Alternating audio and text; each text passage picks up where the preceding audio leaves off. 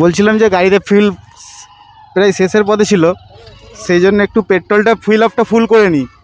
তার কারণ এরপরে আর মিডিল আর কোথাও দাঁড়াবো না, আশপাশে যেহেতু বর্ধমানের আশপাশে আছি যেহেতু, তো আমাদের আরামবাগ দিয়ে বেরিয়ে এখন বর্ধমান ডিস্ট্রিক্টে আমরা চলে আসছি, এন্ট্রি হয়ে গেছে। তো আমরা এখানে একটা ইন্ডিয়ান অয়েলের পেট্রোল পাম্প রয়েছে, তো ইন্ডিয়ান অয়েলের পেট্রোল পাম্পে যেয়ে আমরা ফিউল আপটা করে নিই।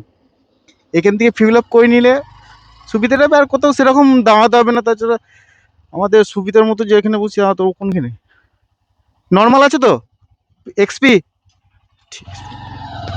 সো এখানে এক্সপি ঢালবো না, তার কারণ সবসময় নর্মাল ঢালি, এখন এক্সপি যদি ঢালি তাহলে একটু প্রবলেম হবে, বুঝতে পেরেছো?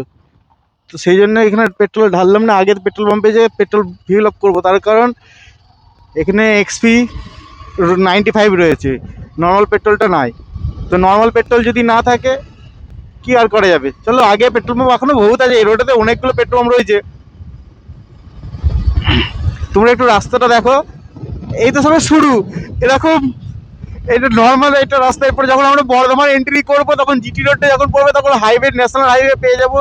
তারপর রাস্তায় যে নজারা আছে সেটা আসাম একটা লাগবে, যে গ্রামের যে একটা প্রকৃতি, সেটা বর্ধমানের দেখো, বর্ধমানে ধান চাষের জন্য বিখ্যাত। তো বর্ধমানের সেদিকেই দেখাবে, সেদিকে শুধু ধান চাষ ধান চাষ ধান চাষ ধান চাষ ছাড়া কিছু পাওয়া যাবে না। তবে শুধু মিল, রাইস মিল আর ধান চাষ, মিল আর ধান চাষ।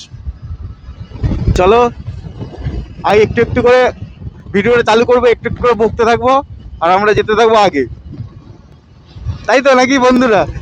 আমি এই প্রথম ভিডিও বানাচ্ছি, আজ পর্যন্ত কোনো এক্সপিরিয়েন্স নেই। পরপর ইউটিউবারদেরকে দেখেছি, তাদেরকে দেখে অনেকটা ভিডিও কীভাবে করে এ করে, তাদের থেকে একটু একটু শিখে সেটা একটা নিজে একটা বাস্তবায়ন করার জন্য নিজের একটা স্বপ্ন ছিল যে কোনোদিন আমি বাইকে করে যাব আরামবাগ থেকে সিকিম। দেখো 125cc বাইক নিয়ে যাচ্ছি, এটাই অনেক বড় একটা চ্যালেঞ্জিংয়ের ব্যাপার। তার কারণ আমাদের এখানে যেরকম নর্মাল রাস্তা পাচ্ছি সেরকম রাস্তা নয় মোটেও। তার কারণ যারা গেছে, যাদের ভিডিও দেখি আমি, তাদের ভিডিও দেখে অবশ্যই আমার এক্সপিরিয়েন্স এসছে যে নর্মাল রাস্তা কোনো দিনই নয় এখানে। দেখা যাক, চেষ্টা করব নিজের থেকে যতটা পারবো সেফটির মধ্যে যাওয়ার, যে আর স্পিড লিমিটটা কম মেনটেন করে চলারই চেষ্টা করতে হবে। তার কারণ যদি না মেনটেন করি,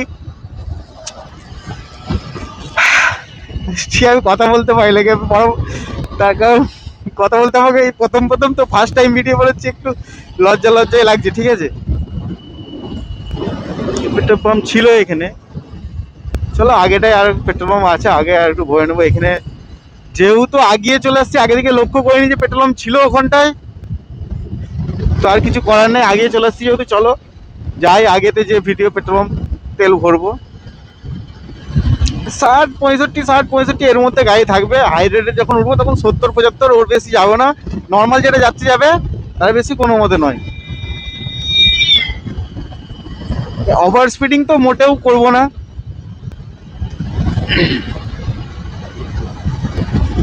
এখন হচ্ছে এই তো কটা বাজছে, 2:42 বাজছে। আমরা বাড়ি থেকে বার হয়েছি 2টোর সময়, 42 মিনিট হয়ে গেছে গাড়ি চালাতে।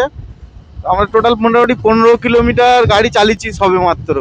এক জায়গায় ও একটু দাঁড়িয়ে গিয়েছিল, ওর একটু প্রবলেম হয়েছিল বলে ওই জন্য দাঁড়িয়ে গিয়েছিল, সেই জন্য আরও টাইমটা লেগে গেলো। আমরা 2:10-15-10-এর দিক করে বেরিয়েছি, এখন মতো 15-16 কিলোমিটার হয়েছে মাত্র আসছি, ঠিক আছে? চলো দেখি বর্ধমান 3:20 মধ্যে বর্ধমান আশা করি পৌঁছে যাব। এখান থেকে বেশিক্ষণ লাগবে না, 20 মিনিট। আজ রাস্তা যদি জাম থাকে সেটা ভিন্ন কথা। এই তো আমরা উচালন চলে আসলাম, এই যে সামনে দেখতে পাচ্ছি, সামনেরটাই হচ্ছে উচালন।